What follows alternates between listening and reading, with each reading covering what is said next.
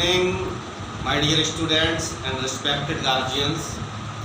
Dear students, first lesson reproduction in living organism, जिसका lesson code complete हमने कर दिया है। आप हमारे YouTube चैनल के में प्ले स्टोर में जाकर के सभी वीडियो आप देख लें। अब मैं second lesson reproduction in flowering plants, पुष्पीय पौधों में लैंगिक जनन का जो अध्याय चल रहा है, आज मैं इसका पार्ट 3 वीडियो बना रहा हूँ। आप सभी लोग चैनल को सब्सक्राइब करें, वीडियो देखें और शेयर करें। बहुत बहुत धन्यवाद। प्यारे बच्चों, जैसा कि आज आप देख रहे हैं, आज का टॉपिक है हमारा पुष्पीय पौधों में लैंगिक जनन की घटनाएं। प्यारे विद्यार्थियों, सबसे पहले आपको इस अध्याय को समझने के लिए सभी इवेंट्स को समझना है। इवेंट्स में आने वाले महत्वपूर्ण टर्मिनोलॉजी को भी आपको समझना है। यहाँ पर बहुत से शब्द आएंगे और आगे चल कर के यही शब्द आपकी इस अध्याय में आपको विस्तृत रूप से पढ़ना है, जो फिर बोर्ड परीक्षाओं में, एकेडमिक कक्षाओं में, कॉम्पिटिशन्स में आपके क्वेश्चंस बनेंगे। तो प्यारे विद्यार्थियों, आइए इवेंट्स को देखते हैं कि पुष्पीय पौधों में लैंगिक जनन के कितने इवेंट्स होते हैं। तो प्यारे बच्चों, पुष्पीय पौधों में जो लैंगिक जनन होता है, और लैंगिक जनन का मीन हमने आपको फर्स्ट लेसन में क्लियर कर दिया था। तो पुष्पीय पौधों में लैंगिक जनन की 3 इवेंट्स होते हैं। फर्स्ट लेसन में हमने इवेंट्स का एक चार्ट आपको बनाया था और आपको बताया होगा कि ये इवेंट्स जितने भी सेक्सुअल रिप्रोडक्शन करने वाले एनिमल्स होते हैं, चाहे प्लांट्स हों, चाहे कोई भी ऑर्गेनिज्म हो जो सेक्सुअल रिप्रोडक्शन करते हैं, उनमें सेक्सुअल रिप्रोडक्शन के 3 इवेंट्स होते हैं। तो पुष्पीय पौधों में भी सेक्सुअल रिप्रोडक्शन के 3 इवेंट्स होते हैं। First, pre fertilisation event.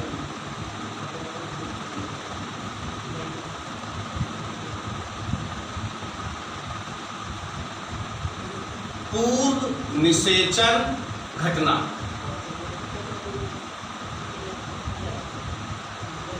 Clear? ठीक है। इसके बाद फर्टिलाइजेशन इवेंट,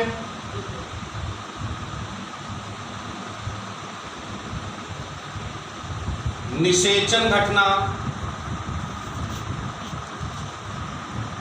और नंबर 3 पोस्ट फर्टिलाइजेशन इवेंट, पश्च निषेचन घटना। तो प्यारे बच्चों, पुष्पीय पौधों में लैंगिक जनन की 3 घटनाएं होती हैं। Pre fertilisation event, pre means पूर्व, फर्टिलाइजेशन मीन्स निषेचन, इवेंट्स मीन्स घटना, निषेचन से पहले की घटना। दूसरा इवेंट होता है फर्टिलाइजेशन इवेंट, इसको हिंदी में कहेंगे हम निषेचन घटना। और थर्ड होती है post fertilisation event. Post means होता है पश्च, पश्च मान होता है बाद का, निषेचन घटना। आइए प्यारे बच्चों, सबसे पहले हम प्री फर्टिलाइजेशन इवेंट की चर्चा आपसे करते हैं। प्री फर्टिलाइजेशन इवेंट,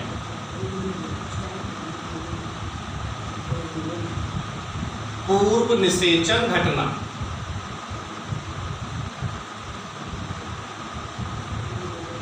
तो प्यारे बच्चों, निषेचन से पहले जो घटना होती है उसे हम पूर्व निषेचन घटना कहते हैं।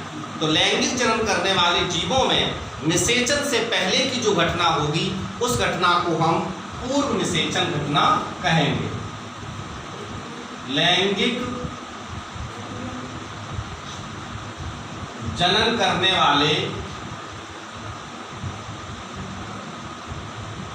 जीवों में निषेचन से पहले की घटना जो होती है उसे हम पूर्व निषेचन घटना या प्री फर्टिलाइजेशन इवेंट बोलते हैं। क्लियर हो गया होगा आपको। यदि आपसे कोई पूछता है कि प्री फर्टिलाइजेशन इवेंट क्या है तो आप क्या बताएंगे कि निषेचन से पहले की जो घटना है उसे हम प्री फर्टिलाइजेशन इवेंट कहते हैं। अब डियर स्टूडेंट्स, आपके दिमाग में क्वेश्चन आ रहा होगा कि निषेचन से पहले कौन कौन सी घटनाएं होती हैं। आइए इन सभी घटनाओं पर भी हम प्रकाश डालते हैं। प्यारे बच्चों, निषेचन से पहले पुष्पीय पौधों की लैंगिक जनन में दो घटनाएं होती हैं। पहली घटना होती है युग्मकों का निर्माण। क्लियर? यानी कि मैंने आपसे क्या कहा, पूर्व निषेचन घटना में भी दो घटनाएं होती हैं। पहली घटना होती है युग्मकों का निर्माण।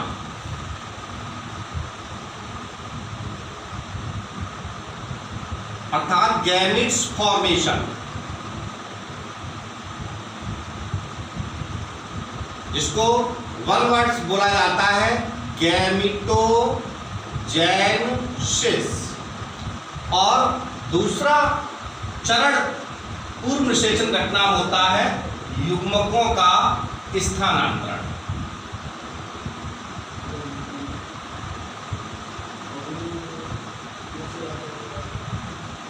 Translocation of gametes.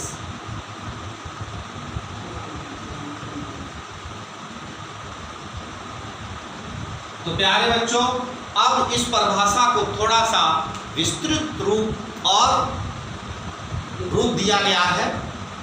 अगर आपसे पूछा जाता है कि what is pre fertilisation event, पूर्व निषेचन घटना किसे कहते हैं, तो आप लोग बताओगे कि लैंगिक जनन की ऐसी घटना जिसमें युग्मकों का निर्माण होता है और युग्मकों का स्थानांतरण होता है, इस प्रोसेस को हम प्री फर्टिलाइजेशन इवेंट कहते हैं। तो प्री फर्टिलाइजेशन इवेंट में युग्मकों का निर्माण होता है और युग्मकों का स्थानांतरण होता है।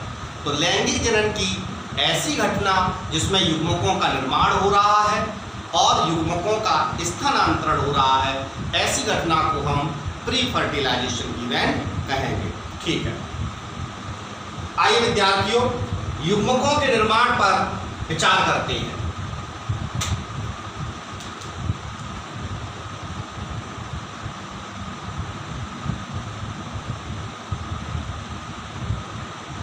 तो आप लोगों को हमने बताया था कि जो लैंगिक जनन करने वाले जीव होते हैं, और यहाँ पर हम लोग जो फ्लावरिंग प्लांट्स में पढ़ रहे हैं, तो फ्लावरिंग प्लांट्स में जो सेक्सुअल रिप्रोडक्शन करते हैं तो इनमें गैमेट्स बनते हैं। अब गैमेट्स दो तरीके के होते हैं, एक मेल गैमेट्स अर्थात नर युग्मक, और एक होता है फीमेल गैमेट्स अर्थात मादा युग्मक। प्यारे विद्यार्थियों, तो युग्मकों के निर्माण में मेल गैमेट्स और फीमेल गैमेट्स का निर्माण होता है। मेल और फीमेल गैमेट्स के निर्माण को ही हम लोग युग्मकों का निर्माण बोलेंगे। तो आपसे कोई भी पूछ सकता है कि व्हाट इज गैमेटोजेनेसिस, युग्मक जनन किसे कहते हैं। युग्मकों के निर्माण को युग्मक जनन बोला जाता है। कि युग्मक जनन क्या है, तो आप बोलेंगे कि मेल और फीमेल गैमेट्स के निर्माण को युग्मक जनन या गैमेटोजेनेसिस कहते हैं। तो प्यारे विद्यार्थियों, युग्मकों के निर्माण में मेल गैमेट्स का निर्माण होता है और फीमेल गैमेट्स का निर्माण होता है। जो मेल गैमेट्स और फीमेल गैमेट्स बनते हैं, इनमें क्रोमोसोम्स की जो संख्या होती है वो उनके पेरेंट्स से आधी हो जाती है, अर्थात ये हैप्लॉइड होते हैं।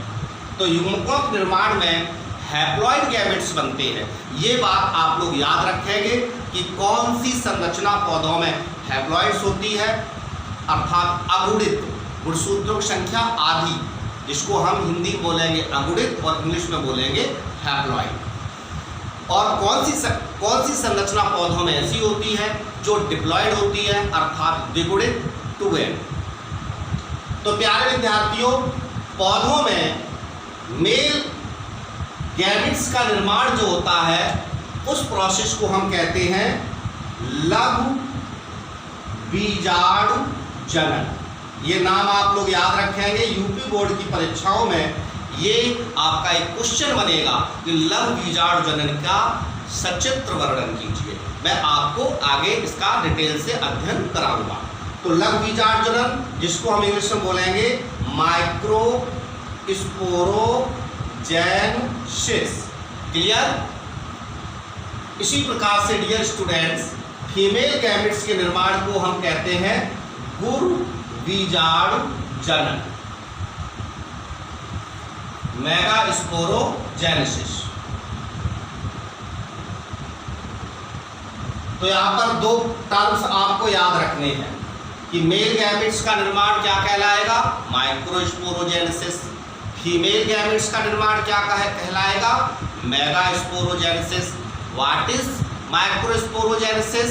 फीमेल गैमेट्स का निर्माण। What is mega sporogenesis? Microsporogenesis का मीन होता है मेल गैमेट्स का निर्माण, मेगा स्पोरोजेनेसिस का मीन होता है फीमेल गैमेट्स का निर्माण। ठीक है? अब डियर स्टूडेंट, इसमें होता क्या है लघु बीजाणु जनन में? तो हमने आपको बताया था कि फ्लावर का जो मेल ऑर्गन्स होता है वो स्टैमेन्स होता है।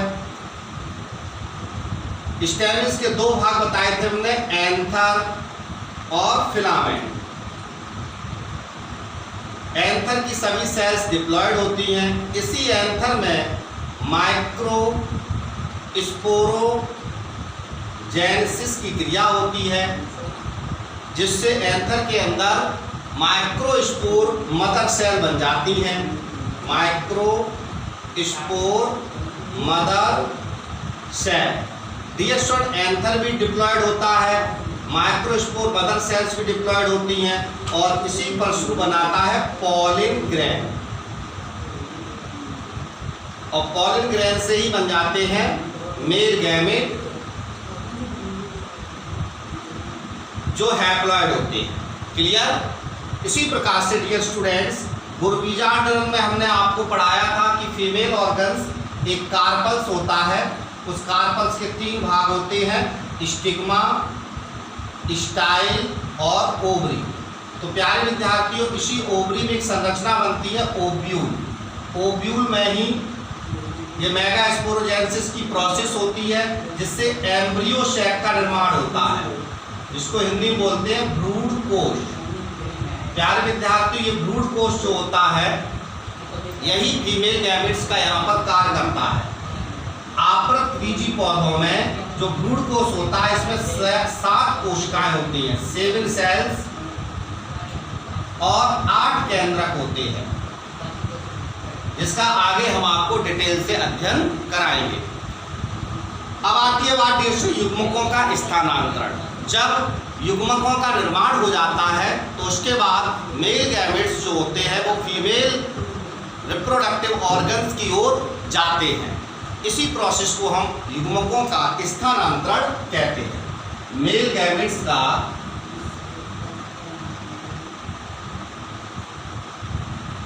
फीमेल ऑर्गन्स पर स्थानांतरण। प्यारे बच्चों, आवृतबीजी पौधों में ये प्रोसेस परागण कहलाती है, जिसको इंग्लिश में बोलते हैं पॉलिनेशन।